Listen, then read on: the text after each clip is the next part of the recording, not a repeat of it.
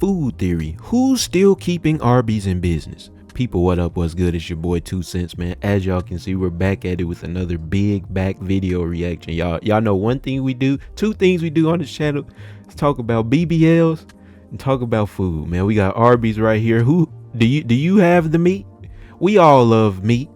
No need to say pause, no reason to say ayo. You've had a burger before, you've had chicken before, you probably had steak, you probably had, you know what I'm saying? We all love meat. But who likes the Arby's meat, man? Let's find out. Arby's has the meats, but nobody's eating them. What if I told you, though, that it's one of the best-selling fast food chains in the country? Billions of dollars in revenue in the last year. So y'all sneaking around and just eating that Arby's meat, huh?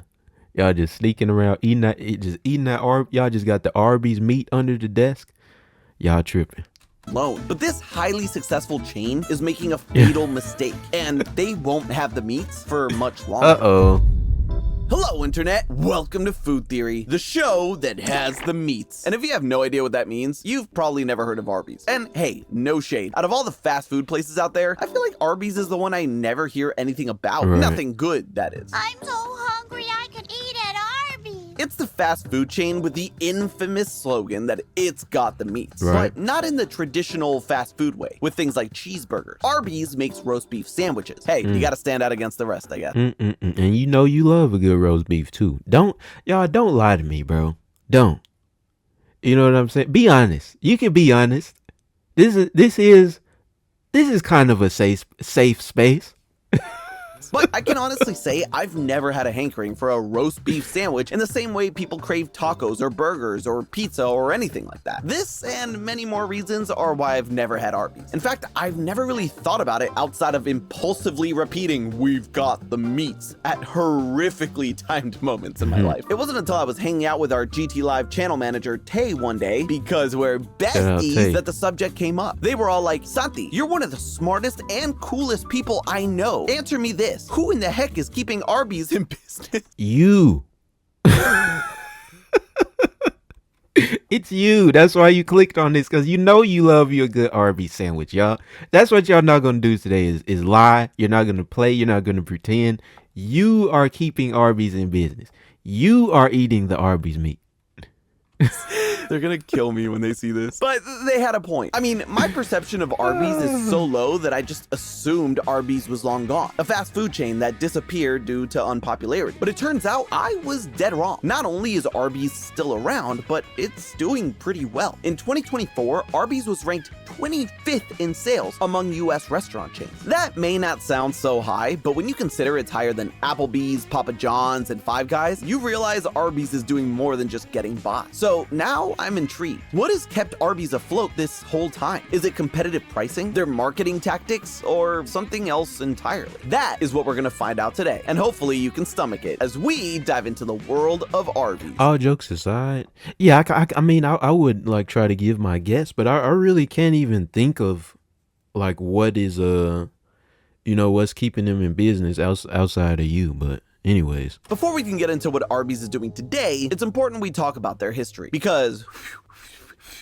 whistle, it's a roller coaster. In the 1960s, brothers Leroy and Forrest Raffel were inspired by McDonald's, which was killing it by franchising their business centered around the cheeseburger. Clearly, the food industry was going places, and they wanted in on the action. But knowing how the burger department was largely cornered by the Golden Arches and was shortly followed by the new rival Burger King, the Raffel brothers wanted to find a fast food item that stood out. So they decided to go with the roast beef sandwich. And with their niche roast beef with cheese, y'all. Nah, bro. And that's the thing too. Like roast beef is good, but Arby's sandwiches are ugly, bro. Like what am I looking at? What am I looking at, bro? With roast beef with nacho cheese? Come on, man. Fast food idea, they opened their first restaurant in 1964. That restaurant was named Arbys, which was loosely based on their initials. Raffel Brothers, Arbys, kind of a stretch, but hey, it works. And so did their restaurant. Even though their roast beef sandwich cost 69 cents, nice, and a McDonald's burger at the time only cost 15 cents, they still saw large success, opening multiple restaurants the following year. By 1970, Arbys had 300 locations across the country. Arbys may have a bad reputation now, but clearly it was liked by many in the 70s and could start taking on the giants of the industry. But here's the thing, expanding that fast requires money. And while the Raffle brothers initially just borrowed money from banks, they needed more in order to grow, and so decided to make the company public, which basically means the company sells tiny pieces of itself, or stocks, to anyone. The big pro is you get a lot of money from selling those stocks, but the con is the company's now got to answer to a lot more invested people. It didn't matter to them because the brothers really just needed to increase their cash flow and keep expanding. But something happened they didn't expect. The day they went public, the stock market crashed, meaning instead of making a huge pile of cash from people wanting to buy shares of the company, they made nothing. And now, suddenly, the Raffle brothers had debts to pay and no money to do it. This left Arbys in a difficult situation. They had to file for bankruptcy at the end of 19. But just think about that though, y'all. Like, that's just and I look at us being mature 4 minutes into the video, right? That's a lesson in resilience, bro. Like, for real, because they're still around damn near 60 years later. As soon as they went public, they lost all of their money, bro.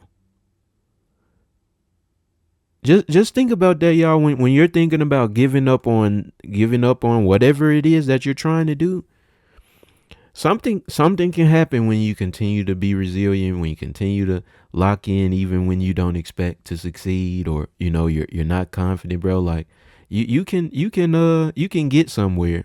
Might take you a long time, but hey, man.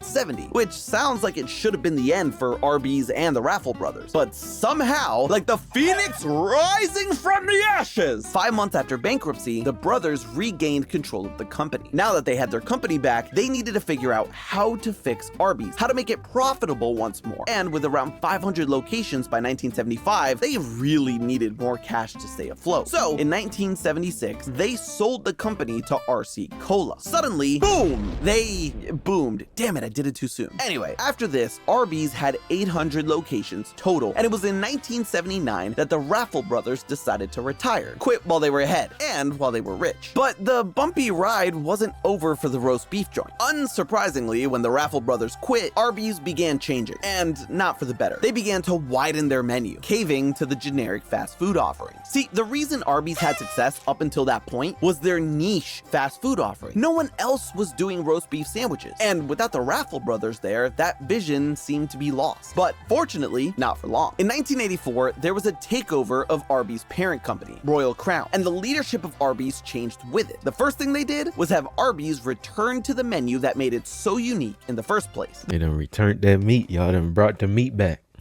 Bring his meat back over here. Bring that meat back over here, right? The roast beef sandwich. This set Arbys back on the path to success. And by the 90s, Arbys was the 12th best fast food place in the industry. Bring your meat over here. Later, Arbys is still going strong, making over $4 billion in sales last year. Fire. But how? How is a company that has had some serious ups and downs managing to keep going? Especially when its primary consumer base, the boomers, is no longer the largest demographic. It all comes down to their success this side of the millennium. Let's backtrack a bit though, because sadly, Arbys' second rise from the ashes didn't last very long. By 2011, Arbys was not doing great and was sold yet again to the Roark Capital Group, who owns things like Subway and Dave's Hot Chicken. Like the first time, the changeover wasn't beneficial. By this point, Arbys was not only going down in sales, but it had garnered a bad reputation in the media, with shows like The Simpsons and Family Guy dunking on it, as well as Jon Stewart roasting them on The Daily Show. Arbys, no gimmicks, just diarrhea. Arbys needed to do something to win back the public, and more importantly, win the new But young. you guys, does the when it comes to like fast food restaurants, right? Because the way we view Taco Bell, like everybody always jokes, like if you eat Taco Bell, you're gonna be on the toilet, right? Taco Bell is still thriving, and somebody watching this has had Taco Bell in the past year at least. You know what I'm saying? So I feel like the public opinion about a restaurant doesn't matter if it's like, if they view it as a joke. You know what I'm saying? Like if it's actually negative and there's like real controversy behind Arby's or any restaurant, then I feel like you know, that may have an effect just based on what we've seen. Even checking out Starbucks the other day, like they had some real controversy. All they do is talk about, you know what I'm saying, making meat jokes and stuff like that. But you know, that's nothing. That's not really hurting them. You get me? Audience that became the leading group for sales, the millennials. So by 2014, Arby's switched up their slogan to the one we know today. We have the meat. They returned their focus to what they were Oh, offering. they added that after. But but regardless, like Simpsons and Family Guy joking on it, like it's still jokes. Like it's not they're supporting terrorism or any, you know what I'm saying? Lots of it. But on top of that, they decided to go for more tongue-in-cheek marketing strategies. Rather than doing what most chains were doing and following the healthy eating trends, offering vegetarian options and low-calorie options, Arby's doubled down with their new slogan as well as ads that showed their meat carrot. Oh yeah, meat carrot. Imagine having to Google that for the better part of the day. I have seen things, man. Anyway, Arby's decided to just be funny and not cave to the ways of other fast food joints. Even with their bad reputation, they decided to lean into it. They often tweeted Jon Stewart regarding his comments towards them. And when he left The Daily Show, they made a montage of all the times Jon made a joke at Arby's expense, even offering him a job. It was really funny. This entire strategy did exactly what Arby's wanted, and that was to grab the interest of millennials, to the point where by 2015, 54% of their consumer base were people aged 18 to 34. And reached sales of $3.5 billion, which was the best they had in 20 years. And year by year, they I'm continued titling this video, "Everyone Secretly Loves Arby's." Get ready for it. to see growth, winning the favor of millennials with their humor-filled ads and their refusal to change their Get ready offerings for to it, meet yo. everyone's needs are what kept Arby's growing year by year. And Arby's is still relying on the millennial generation to keep them propped up based on their latest promotion, the loaded Italian sandwich. The promotion was the return of a famous good. Arby's item menu. This isn't anything new for a fast food place. Bringing back a menu item is a pretty classic move that increases sales due to nostalgia. McDonald's does it all the time with things like the McRib or the Grimace Shake, creating a huge rise in sales. But the reason Arby's promotion is so important is that it shows their reliance on millennials. The loaded Italian sandwich was originally launched in 2015, the same year they saw their best growth for the last 2 decades, the majority of which was millennials. Clearly, Arby's wasn't just wanting the customers to relive the glory days, they wanted to as well. The ad featured Jersey Shore stars Jenny and Nicole, who ended up having their own spin-off series that it sucked, but was mainly watched by millennials during, you guessed it, 2015. Another bit of 2015 nostalgia injected right into Arby's strategy. Arby's wasn't just tackling their loyal customers. They were literally trying to go back in time to the year when they saw huge success, hoping history would repeat itself. Ironically, history did repeat itself, but not in the way Arby's might want. Rather than repeating the years of success, Arby's has gone into a blind panic to help its franchise from collapsing, and in doing so, is falling back into one of the many traps that caused Arby's to struggle to get ahead in the first place. If you look at the Arby's menu today, you'll notice that it offers way more than its trademark roast beef sandwich and cut meats. They have double bacon cheeseburgers, crispy chicken tenders, chicken sandwiches, Greek heroes or gyros, however you say it, and wraps. Stuff that you Gyros. If anybody happens to be from Chicago, I know you heard somebody say gyro. We out of pocket for that. can find at pretty much any other fast food restaurant in the US. Arby's is widening its menu offering in order to compete with other chains and appeal to everyone's needs. But by doing this, they've lost what made them so popular to start with, and what brought them favor with the millennials. Arby's always stood out because instead of being your standard fast food chain, it offered quality beef, not your Quality cheap meat. hamburger. Even from their That earliest good days meat. when their sandwich cost 4 times what a McDonald's cheeseburger did, they were giving people something different. And the reason they saw huge growth in the mid-2010s was because despite them facing pressure from other fast food chains to conform and begin offering options for all kinds of people, from healthy eating to vegetarian, they stayed true to their product and unabashedly doubled down on what made them great. We have the meats. Right. No veggie, no burgers. End of discussion. This is what the millennials enjoy. It's the reason they became their main consumer base and why Arby's have managed to still be here 10 years later. More than that, it's part of their identity. But last year, sales dropped by over 6%, and franchise locations have started to declare bankruptcy. Now they're backpedaling and changing their philosophy and the very thing that has kept And they're them on gonna the keep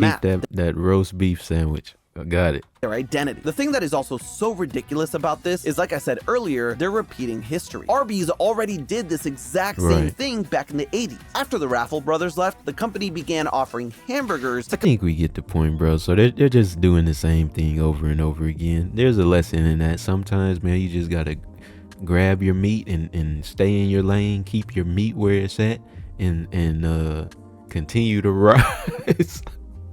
I'm sorry, y'all, but this was a fun video, man. Make sure y'all follow the food theorists, man. Subscribe over here as well. Be sure to like, comment, and subscribe. As always, it's your boy 2Centz. Say it with me. TCZ. We out.